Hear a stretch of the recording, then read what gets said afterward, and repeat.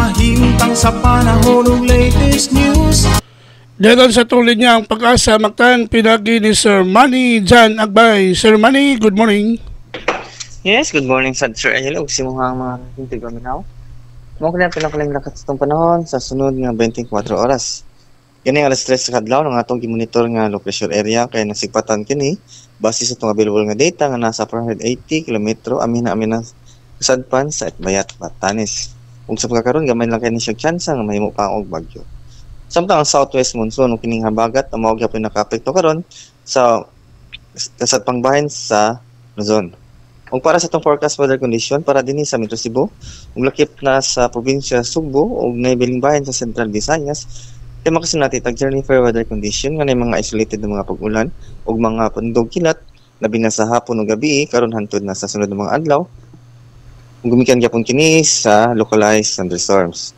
Samtang hinay ngadto sa kasarangan nga ang angin nagikan sa habagatan ngadto sa habagatang kasadpan ang mopasalabi sa tibok Visayas. Di nang balod sa kadagatan ang kabiling malinaw ngadto na sa kasarangan ang pagbalod. Dinhi sa Sugbo ang atong dagat ni taog ganing alas 4:44 sa buntag ug munas kini karon launa 27 sa udto. Temperatura karong adlaw mga gikan sa 25 ngadto na sa 32 degrees centigrado. Matong sunrise ganiha alas 5:33 sa buntag, atong sunset unya alas 6:08 sa hapon. Ug mo lang kanatong latest weather update gikan diri sa Butan sa Pag-asa kini si Manager Nagbay Manguntag. Salamat Sir Manny, aming butang sa Pag-asa Mactan. Okay sir, good morning.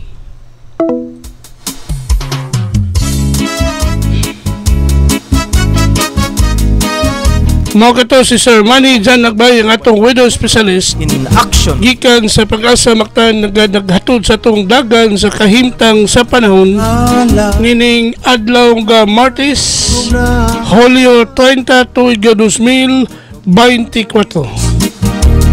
Salamat ni Sir Manny Jan Agbay og mayong buntag sa Pag-asa Mactan.